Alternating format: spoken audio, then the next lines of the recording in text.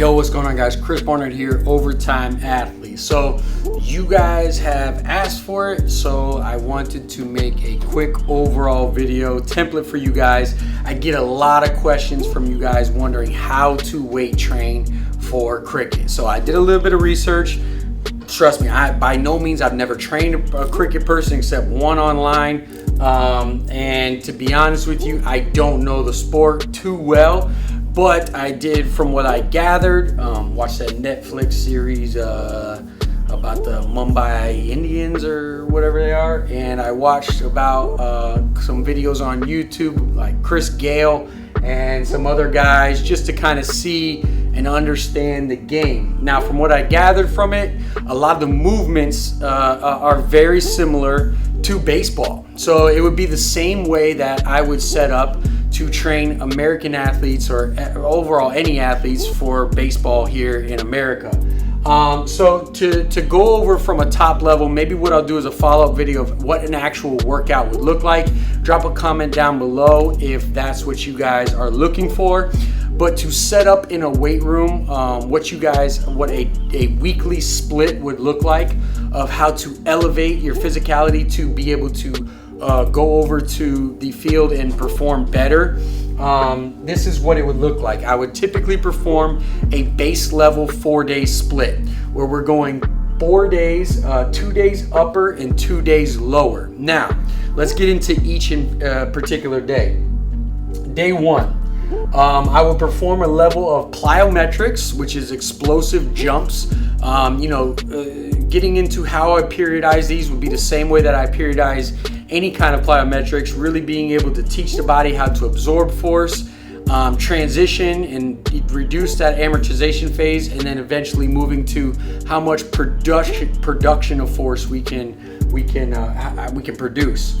And then I would perform lower body. I would perform some kind of a compound movement, whether it be a trap bar deadlift, a squat, a series of unilateral strength auxiliaries, and maybe some kind of hinge movement at the hip, some hamstring work, and maybe some core. Day two, which could be on a Tuesday if day one was on a Monday, I will perform some acceleration. I notice after you guys hit, you guys obviously have to run back and forth. Those are quick sprints. You want to elevate that. Also, if it's hit into the field and you're playing the field, you want to be able to sprint forward or sprint to wherever it is and be able to get the ball. You would do a level of acceleration training, and that's really where you're just teaching the body how to get that first jump, that first step, and accelerate horizontally. I really wouldn't focus too much on top speed when it comes to the sport as opposed to baseball, where I do have some level of maximum velocity or top speed, because simply, quite frankly, I don't see too much top speed being performed when I actually watch the sport. The other thing that I would pair that with acceleration is change of direction. Obviously, if you're playing the field, being able to shift your weight and be able to turn and stop on a dime, whether that be grabbing the ball, then generating force back by throwing the ball in, or if you're essentially running to that other to the other side, you accelerate, have to pivot, turn, and run back. So a level of change of direction that would be really sport specific, really simplified, but trying to elevate those components. On this day, I would perform upper body training. I would perform a series of push-pulling horizontal. You guys are overhead athletes as far as throwing, so I wouldn't add too much overhead pressing. I would add a lot of horizontal pressing, a lot of horizontal pulling. Now, day three, I would probably take a break on a Wednesday. Day three, we would go ahead and circle back around and do a series of plyometrics again, trying to raise that threshold of your explosive capacity. If I can elevate you as an athlete, how much power and force you can produce, you're gonna see that when you throw, you're gonna see that when you hit, you're gonna see that all across the board as far as first step, everything.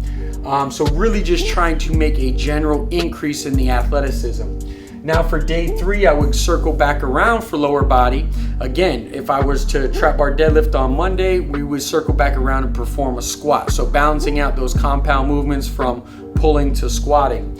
Again, it would take on the same thing as the other upper body. I like to add a unilateral and a hip exercise. This one could come in the form of a lateral lunge or something in a lateral plane.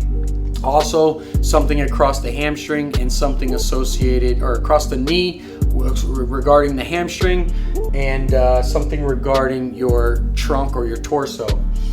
For day 4, you could do this on a Friday or Saturday. This is where it would get a little bit unique. I would add 1 day of power throwing, is what I say. This is where you see me work with a lot of my baseball players, where I really do a lot of either it's overhead soccer tosses with the med ball with resistance. I can do med ball chest pass. I could do single arm chest pass, and then I can do throws from underneath med ball side tosses, really being able to stimulate the hips and then work through that rotational movement. I elevate these typically in the beginning of the off season. I'll do these from a kneeling standpoint, and then I'll progress them to on their feet and a little bit more sport specific to what they're facing when they're actually performing, in the game. So like I said, if it's a med ball side toss, it could be from one knee, and that could be all the way elevated to your bottom half looks exactly the way that you're swinging the cricket bat. Sorry, I don't know what the name is. I know you guys play for 4s and 6s though. I did watch that, which was pretty cool. Watched the video on Chris Gale hitting like 50 in like 12 balls or something like that, which was pretty dope. And then finally, this will be upper body, where again I would balance it out between push-pulling. I might add a little bit more volume to this one depending on where the athlete is, but basically a general overall upper body workout to elevate the athlete's athleticism and strength. So there it is. I know you guys asked for it a lot. I was putting this out there because, like I said, I don't really work with a lot of cricket players. I do work with a lot of baseball players. From my understanding and what I saw, the only difference that I would change is I wouldn't add maximum velocity top speed training, as I mentioned. And now if this is something you guys are interested in still and further and want me to make more videos, just drop a comment down below. Like I said, hope that helps though. I'll talk to you guys next time.